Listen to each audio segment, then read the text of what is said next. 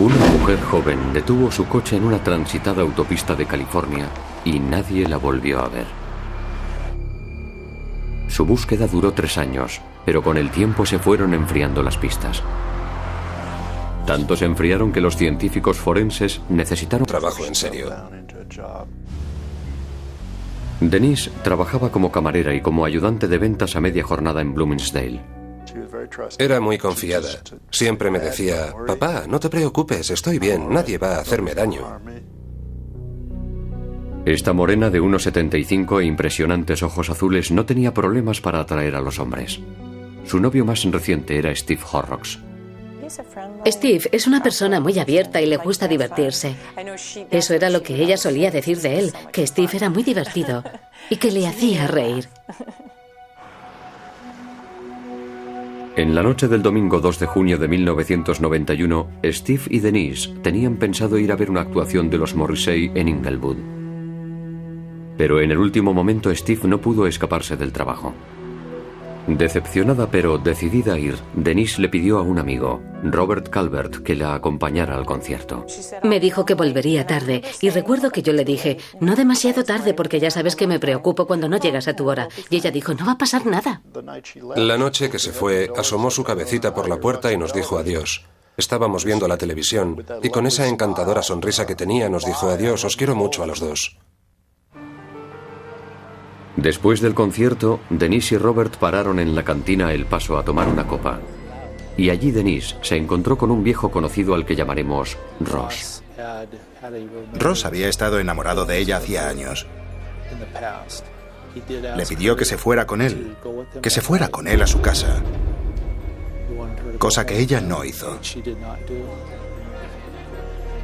Denise y Bob salieron del restaurante hacia la 1 de la madrugada. Y Denise dejó a Bob en su casa. No se dieron un beso de despedida. Ella le dejó en la puerta. Bob entró en su casa y ella se marchó. Bob fue la última persona que vio viva a Denise Hoover. Naturalmente, al ver que por la mañana no había vuelto aún, nos preocupamos. Pero tampoco éramos unos padres muy controladores. Ella tenía 23 años, ya era una adulta y confiábamos en ella. Su coche abandonado apareció en el arcén de la autopista de Costa Mesa, a 5 kilómetros de casa, con una rueda pinchada. No parecía que el vehículo tuviera daños. Estaba aparcado entre 2 teléfonos de emergencia que nadie usó esa noche. Yo presentía que algo horrible le había pasado, porque Denise no era el tipo de chica que desaparece sin avisar. La policía de Costa Mesa envió a los investigadores al lugar donde se encontraba el coche. Todo parecía estar en orden en el interior del coche. No había rastros de sangre, no había ninguna ventanilla rota ni ningún otro daño en el coche. Su bolso y sus zapatos habían desaparecido. Era como si se le hubiera estropeado el coche, hubiera dejado las luces de emergencia puestas y hubiera ido a pedir ayuda. Los perros policía captaron su rastro a un lado de la autopista, pero después lo perdieron. Entonces la policía registró los alrededores de esa zona cercana a la autopista, pero nadie la había visto. Era como si Denise Hoover se hubiera esfumado.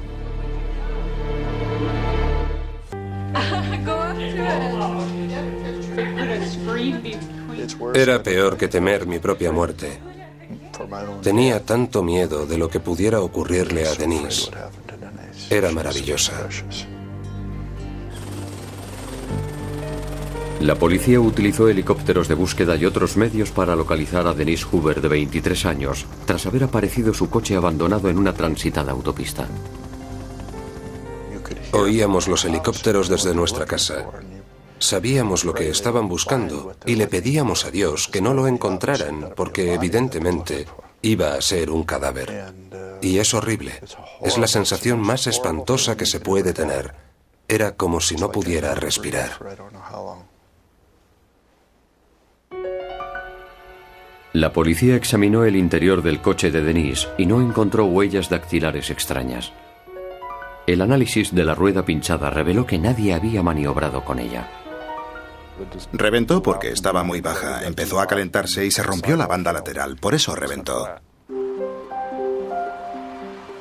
Dado que las pruebas no conducían a ninguna parte, la policía entrevistó a la última persona conocida que había visto a Denise.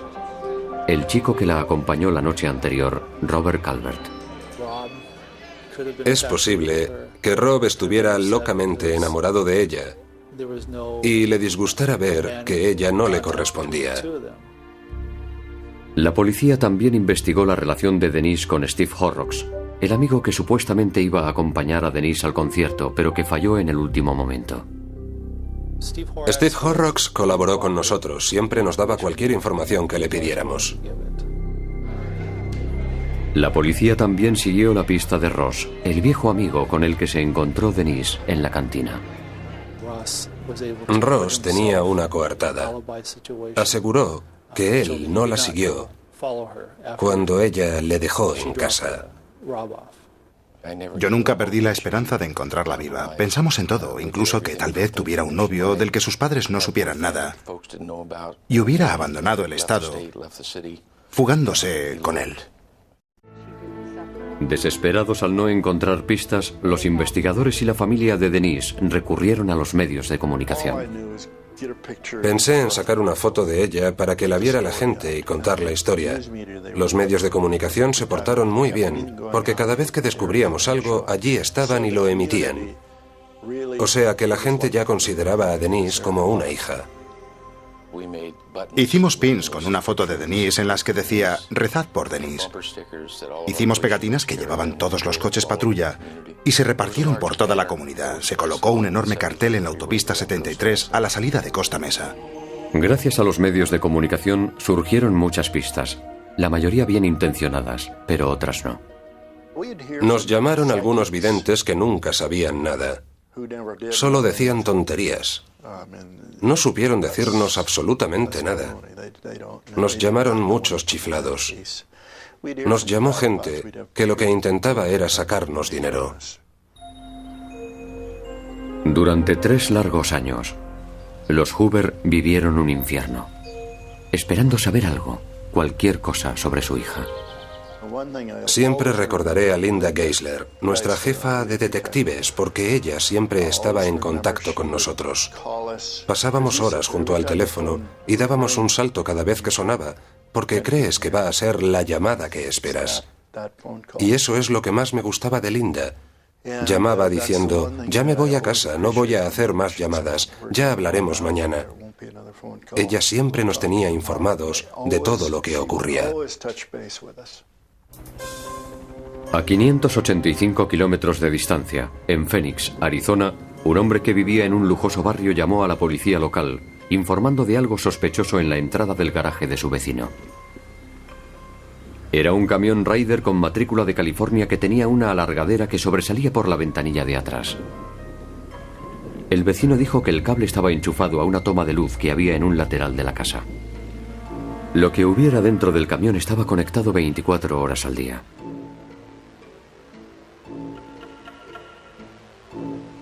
La policía descubrió que el camión había sido robado en California.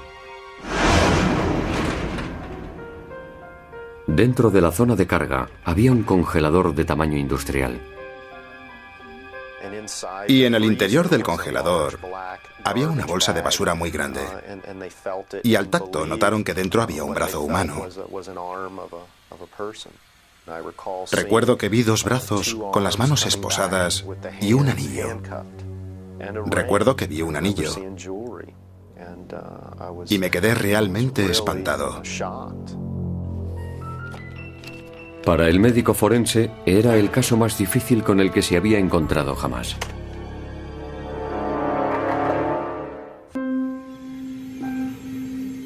Durante el año anterior, un camión Ryder con un cuerpo humano dentro de un congelador había estado aparcado frente a la casa de John Famalaro, de 39 años, que era pintor y hacía pequeños arreglos. El señor Famalaro estaba muy tranquilo. Era muy educado. En realidad no nos dijo mucho. No parecía importarle nada el asunto. El contenido de la bolsa de basura fue enviado al laboratorio forense del condado de Maricopa. La doctora Ann Buchholz se ocupó del caso. Evidentemente se trataba de un homicidio, o al menos de un cadáver que alguien había ocultado por alguna razón. Y debido a su naturaleza clandestina, ya en sí era una prueba. Pensemos en que era un homicidio, pensemos en lo peor. Dije, sí, es una mujer. Llevaba bisutería femenina y uñas largas. Las esposas eran evidentes, pero no había ropa por ninguna parte. Estaba desnuda. Descongelar el cuerpo causaría una descomposición rápida. Así que la doctora Buchholz necesitaba reunir pruebas cuanto antes, o las perdería para siempre. Cogí un escalpelo limpio y fui raspando y guardando los fluidos en frascos. Y pensé, bueno, por lo menos así tendremos algunas muestras. Pero fue una suerte que consiguiéramos encontrar semen en un cuerpo que llevaba 3 años congelado. La doctora Buchholz retiró las esposas y descongeló las manos lentamente. Cuando un cuerpo está congelado, la piel es bastante simétrica y permanece intacta hasta que empieza a perder líquido, y entonces se encoge toda, incluso las yemas de los dedos. De hecho, es en las yemas donde suele comenzar la descongelación. Se ponen las yemas sobre una tarjeta de identificación como cuando se detiene a una persona. Con una persona muerta se sigue el mismo proceso. Cuando introdujeron las huellas en una base de datos de personas desaparecidas, inmediatamente encontraron a quien correspondían. Era Denise Huber, que llevaba 3 años desaparecida. Pudieron sacar sus huellas digitales, cosa que no me imaginaba que iban a poder hacer. Nunca pensé que conseguiría una prueba así después de 3 años. Sientes como una herida profunda, en el alma o donde sea. Y esa herida nunca desaparece. Se cura por los bordes. Parece que se cura, pero nunca se cierra. Mientras, John Famularo se negaba a explicar por qué estaba el cuerpo de Denise en su congelador, a 585 kilómetros de donde había desaparecido. De modo que la policía registró la casa de Famularo y la de su madre, que vivía al lado. Se quedó sorprendida de que también hubiéramos investigado la que luego descubrimos que era su casa. Ella no sabía nada de las novias de John, ni de quién podía ser. Se quedó sentada tranquilamente en una silla de jardín, viéndonos trabajar durante días. La policía encontró una caja con la palabra Navidad en una estantería del garaje de Famularo. Dentro estaba la ropa de Denise, su carné de conducir y sus zapatos de tacón. Los zapatos estaban arañados y estropeados, como si se hubieran arrastrado por el pavimento de la autopista. Y la policía encontró recibos de la tarjeta de crédito que demostraban que Famularo había comprado el congelador tan solo unos días después de la desaparición de Denise. También encontraron ropa manchada de sangre que pertenecía a John Famularo. No sabían de quién era la sangre. No sabían si era de Denise, de otra persona o una mezcla con la del señor Famularo. Así que necesitaban una muestra de la sangre de Denise. No disponíamos de su sangre, así que tuvimos que enviarles médula ósea. El ADN extraído de la médula ósea de Denise Huber coincidía con el ADN de la sangre encontrada en la ropa de Famularo. En el sótano de la casa de Famularo, la policía encontró un uniforme de policía y una mazmorra. Eso me demostró que no era ese hombre amable y educado que fingió ser cuando hablé con él. Tenía un lado oscuro y violento que se fue haciendo más patente a medida que avanzamos en el caso. Una de sus amigas con la que hablamos nos dijo que tenía extrañas fantasías sexuales, que había esposado a una de sus novias y la había expuesto, desnuda y esposada, delante de una ventana abierta. Era evidente que Famularo había estado implicado en la desaparición y muerte de Denise Huber, pero no se sabía cómo había muerto. Cogimos 2 o 3 bolsas de plástico negro en las que había estado metido el cadáver. y dentro había unas pequeñas bolsas blancas que cubrían la cabeza. Y cuando quitamos todo el plástico y empezamos a descongelar el cuerpo, encontramos una especie de mordaza que le habían puesto en la boca. Era un trozo de cinta adhesiva con la que le habían tapado la boca y la nariz. La doctora Buchholz descubrió que el cráneo de Denise había sido brutalmente aplastado. La doctora Laura Fulginiti, una antropóloga forense, fue la encargada de reconstruir el cráneo para poder analizarlo a fondo. Se buscan las partes que encajan de forma natural y se empieza por la bóveda o la parte superior del cráneo y se sigue trabajando hacia la cara. Lo hago de esa forma porque normalmente en la cara están las partes más pequeñas y más complicadas y es necesario tener un buen soporte para cuando llega el momento de reconstruir la cara. Los análisis forenses revelarían no solo cómo había muerto Denise, sino dónde.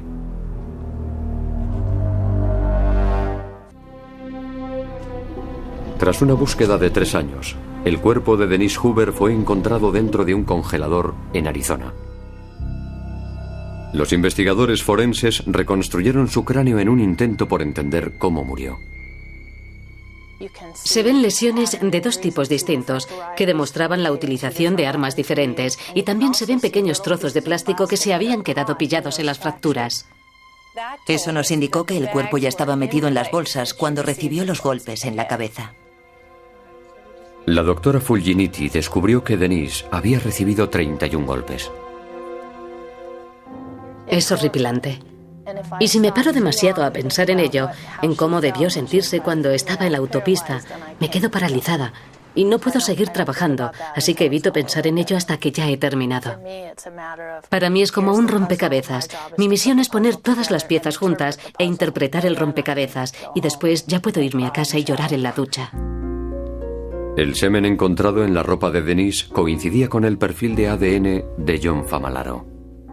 Denise era una víctima inocente y podría haber sido la hermana de cualquiera. Podrías haber sido tú, podría haber sido tu hermana o una amiga, y eso da terror. Duele mucho emocionalmente cuando te das cuenta.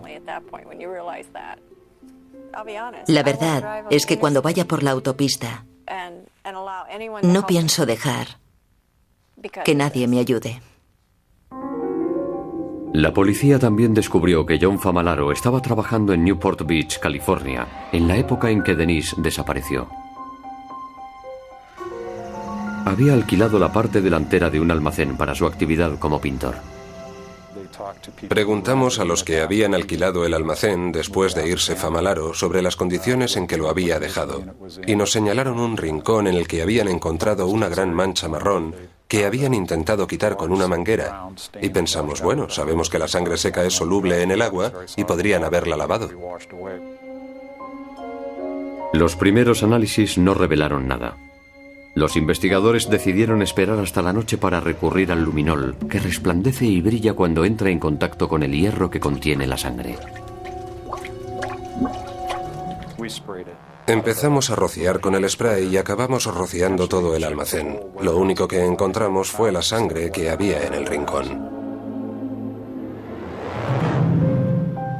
El ADN de esas manchas de sangre coincidía con el ADN de Denise Hoover. Y una pistola de clavos que coincidía con las hendiduras en el cráneo de Denise. Basándose en las pruebas forenses, los fiscales sostenían que cuando se le pinchó la rueda a Denise, Famularo paró y se ofreció para ayudarla. ¿Qué te ha pasado? No sé, creo que tengo una rueda pinchada. No lo sé. Déjame ver si puedo ayudarte.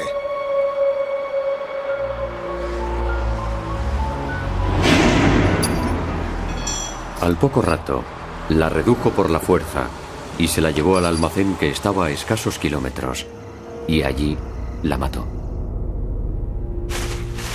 Metió su cuerpo en un congelador que compró a los pocos días de matar a Denise. 2 años más tarde, robó el camión Raider, se llevó el congelador con el cuerpo de Denise dentro y se trasladó a Phoenix, Arizona.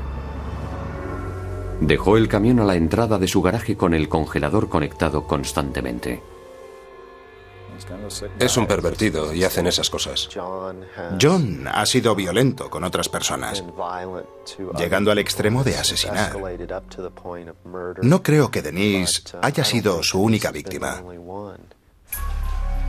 El 20 de junio de 1997, 6 años después de la desaparición de Denise, John Famalaro fue juzgado y declarado culpable de homicidio en primer grado. Fue sentenciado a muerte. Para los forenses fue un reto constante en los tribunales e incluso antes de llegar a los tribunales. Yo creo que en buena parte el éxito se debió a la labor del Tribunal Supremo, pero también al excelente trabajo de los forenses y a la brillante actuación de la policía. Yo quería saber la verdad, aunque fuera espantosa. Prefería saber cómo fue todo y no andar dándole vueltas en la cabeza imaginando cosas, tal vez aún peores, de lo que habían sido. Esta es la forma en la que se supone que hay que hacerlo. Eso te empuja a trabajar más duro en el siguiente caso. Cuando estás a punto de tirar la toalla piensas, Denise Hoover, tú resolviste el caso, lo reconstruiste, sigue adelante y encontrarás la respuesta.